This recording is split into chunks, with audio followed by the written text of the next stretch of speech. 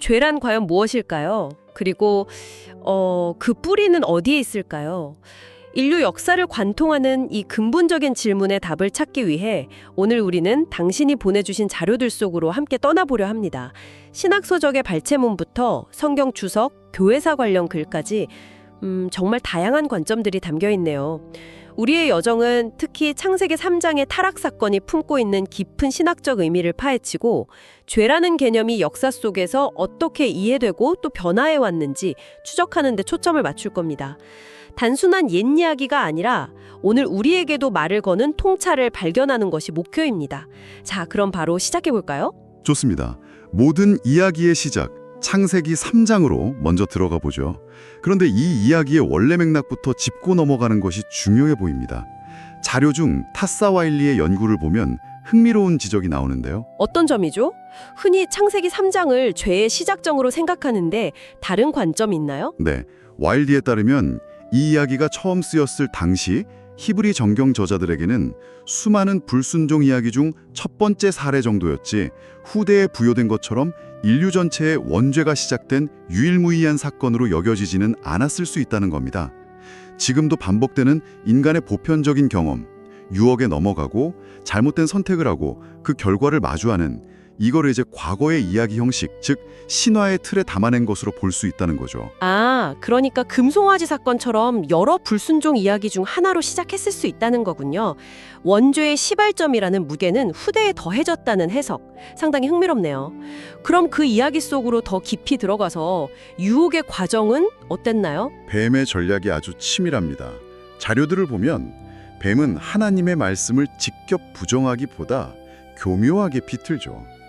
하나님은 분명 선악을 알게 하는 나무의 열매만 금하셨는데 뱀은 마치 동산 모든 나무의 열매를 다 금지하신 것처럼 질문을 던져 혼란을 유발합니다.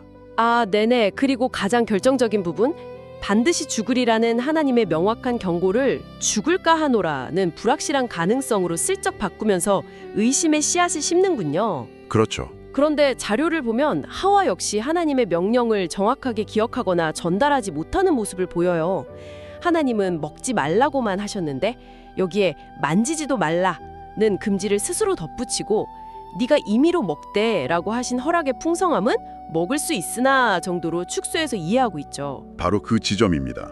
하나님의 말씀에 대한 이런 미묘한 왜곡, 축소, 의심이 결국 불순종으로 가는 문을 열어젖히는 셈이죠. 결국 창세기 3장 6절을 보면 하와는 그 열매가 먹음직도 하고 보암직도 하고 지혜롭게 할 만큼 탐스럽기도 한 것을 보고 따먹습니다.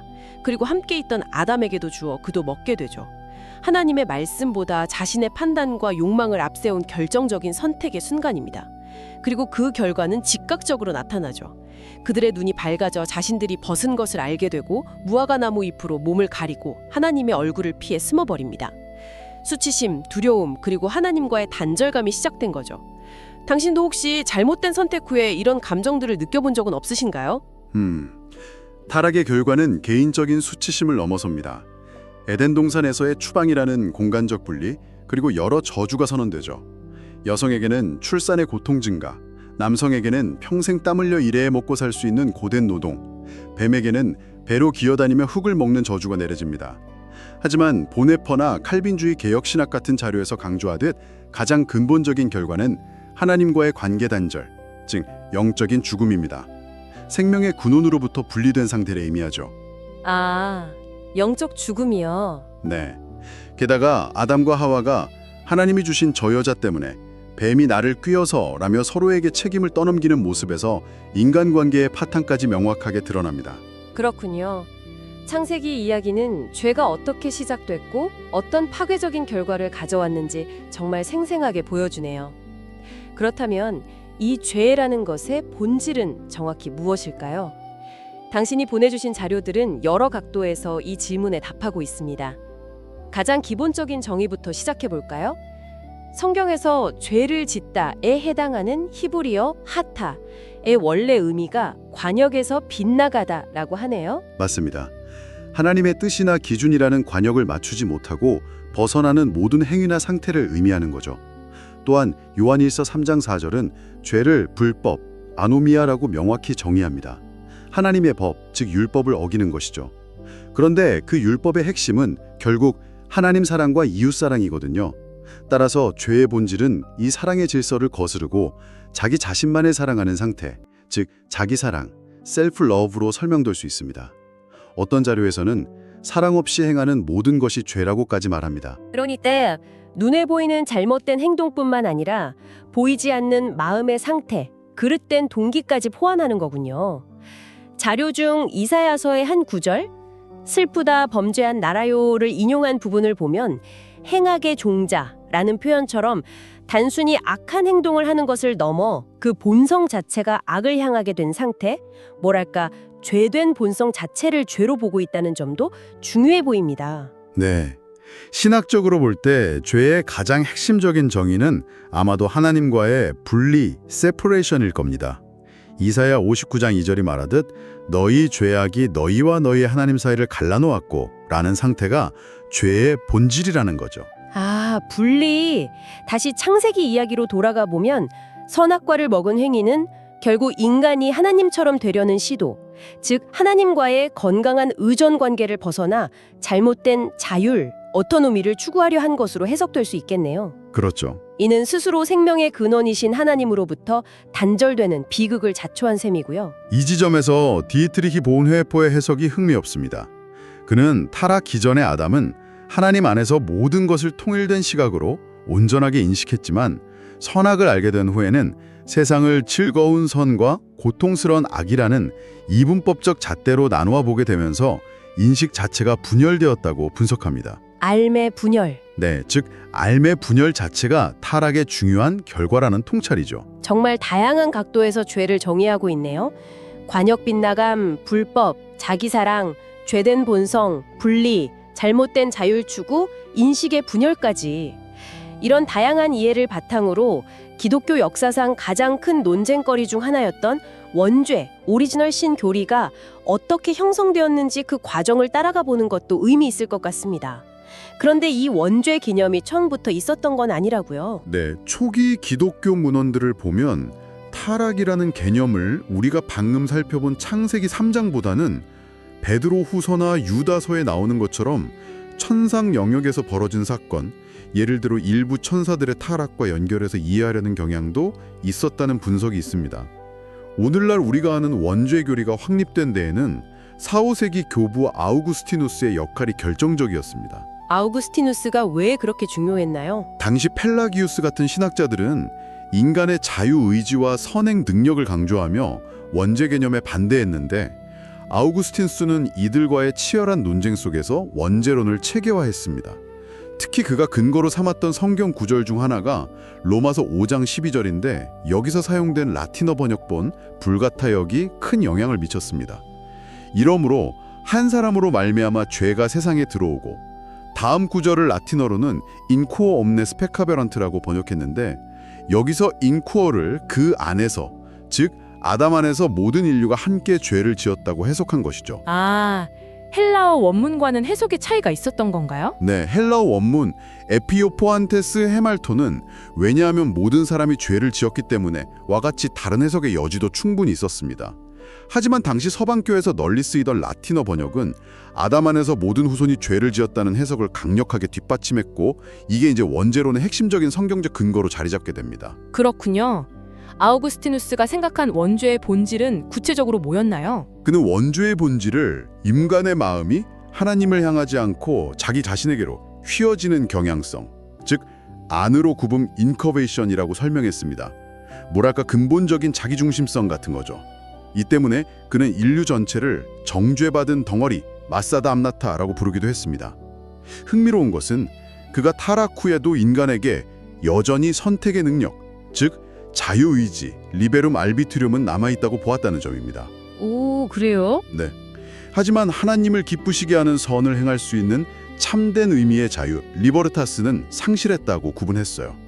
즉, 선택은 할 수 있지만 그 선택이 하나님 보시기에 선할 수는 없게 되었다는 거죠. 아, 그 차이가 있군요. 네. 그리고 이러한 아우구스티누스의 해석이 당시 교회에서 공식 교리로 받아들여진 데에는 신학적 논리 외에 다른 요인들도 작용했다는 분석이 있습니다.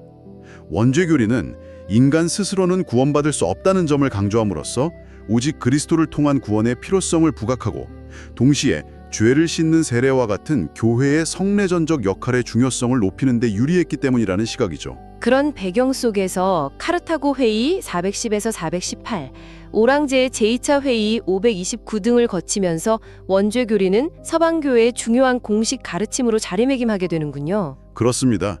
하지만 어떤 교리든 시대가 변하면서 새로운 질문과 도전에 직면하게 마련이죠. 원죄교류도 예외는 아니었습니다.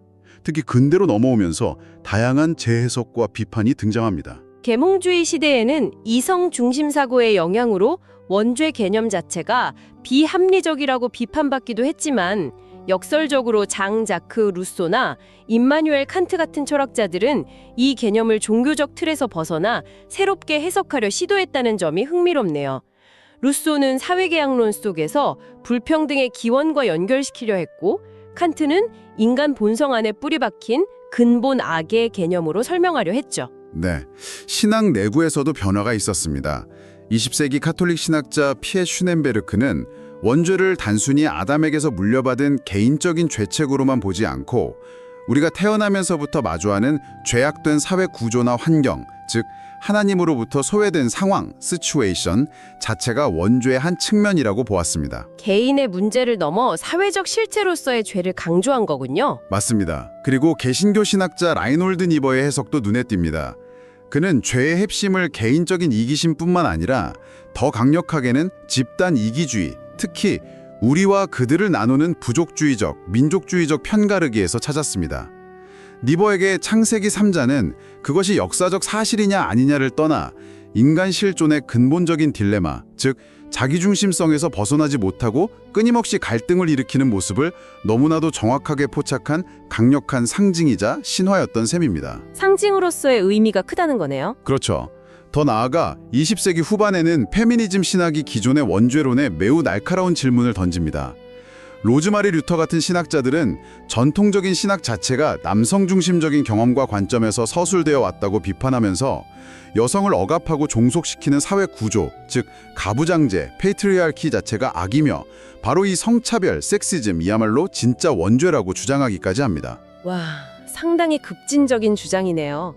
특히 디모데전서 2장처럼 하와를 유혹에 먼저 넘어가 죄의 기원이 된 것처럼 묘사하는 해석에 대해서는 이것이 예수님이나 초기 기독교 공동체의 본래 사상이라기보다는 여성을 비하하고 희생양으로 삼았던 당시의 문화적 편견, 예를 들어 그리스 신화의 판도라 이야기 같은 것들에 영향을 받은 결과라고 강하게 비판하는군요. 이 부분은 자료에 근거한 소개이며 저희가 특정 입장을 지지하는 것은 아니라는 점을 다시 한번 말씀드립니다. 네. 또 다른 흥미로운 접근으로 버나드 로너간의 방법론적 신학이 있습니다. 그는 원죄 상태를 인간이 궁극적으로 추구해야 할 목표인 자기 초월, 셀프 트랜스덴던스, 즉 신적인 신비와의 사랑의 관계에 온전히 이르지 못한 상태로 이해합니다. 이는 지적, 도덕적, 종교적 차원에서의 회심, 컨버전에 실패한 상태이며 그는 추상적인 죄성, sinfulness라는 개념 대신 사랑의 반대 개념인 혐오나 배척, aversion과 같은 좀 더 구체적인 경험적 용어로 죄를 설명하려고 시도했습니다. 정말 시대와 사상의 흐름에 따라 원죄라는 하나의 개념이 이렇게까지 다양하게 해석되고 때로는 해체되기까지 하는군요. 자, 이제 논의를 좀 더 구체적인 교리의 영역으로 옮겨서 개혁주의 신학, 특히 칼빈주의에서 매우 강조하는 전적 타락 개념을 살펴보겠습니다. 칼빈주의의 5대 핵심 교입을 흔히 머리글자를 따서 튤립이라고 부르는데 그 첫 번째 T가 바로 전적 타락입니다. 이 관점에 따르면 아담의 타락 이후 모든 인간은 영적으로 완전히 죽은 상태, 즉 하나님을 향해서는 반응할 수 없는 시체와 같은 상태에 놓여 있다고 봅니다. 따라서 스스로의 힘이나 의지로는 복음을 깨닫거나 믿음으로 반응하는 것이 불가능하다는 거죠.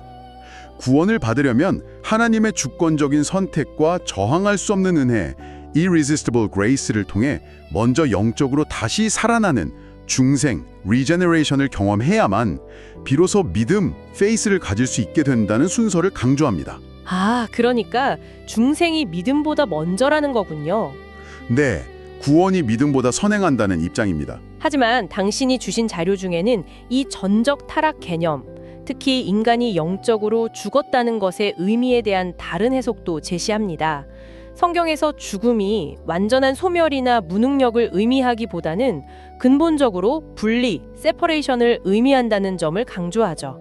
맞아요. 즉, 타락한 인간이 하나님과 영적으로 분리되어 있는 것은 맞지만 그렇다고 해서 하나님의 진리를 인지하거나 이해할 능력 자체가 완전히 사라진 시체 상태는 아니라는 반론입니다.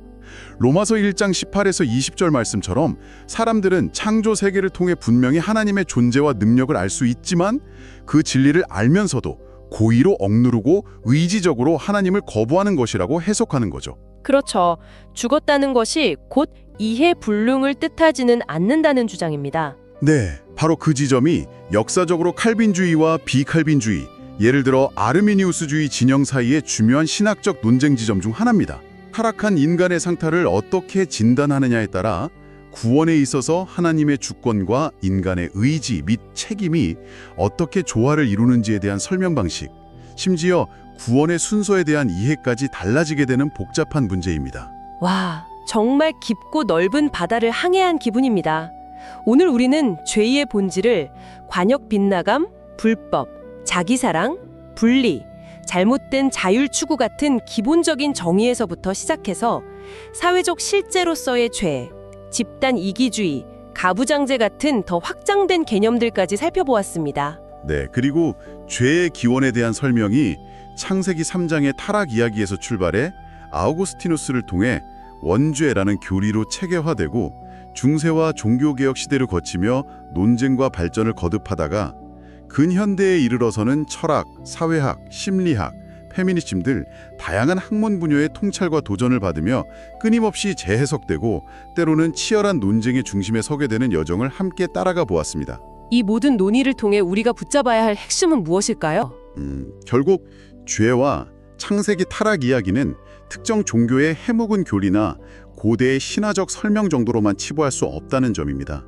오히려 인간 존재가 보편적으로 경험하는 근본적인 문제들, 하나님과의 관계, 타인과의 관계, 심지어 자기 자신과의 관계 속에서 겪는 소외와 분열, 잘못된 선택을 향한 뿌리 깊은 경향성, 그리고 그에 따르는 책임과 고풍스러운 결과에 대한 깊은 성찰을 담고 있는 것이죠. 그리고 그 의미는 고정되어 있지 않고 시대와 문화, 사상적 배경에 따라 계속해서 풍부해지기도 하고 또 격렬한 논쟁을 낳기도 하면서 오늘날까지 이어져 오고 있습니다. 이렇게 죄의 본질과 기원에 대한 다채로운 탐구를 통해 당신은 오늘날 우리 사회와 당신 자신의 삶 속에서 목격하거나 경험하는 죄의 여러 모습들을 어떻게 새롭게 바라보게 되셨나요? 어쩌면 너무나 익숙했던 이 개념에 대해 전혀 다른 질문을 던지게 되었을지도 모르겠습니다. 이 깊은 성찰의 여정이 당신에게 어떤 새로운 질문과 생각을 남겼는지 잠시 돌아보는 시간이 되셨기를 바랍니다. 오늘의 심층 분석은 여기까지입니다. 함께 해주셔서 감사합니다.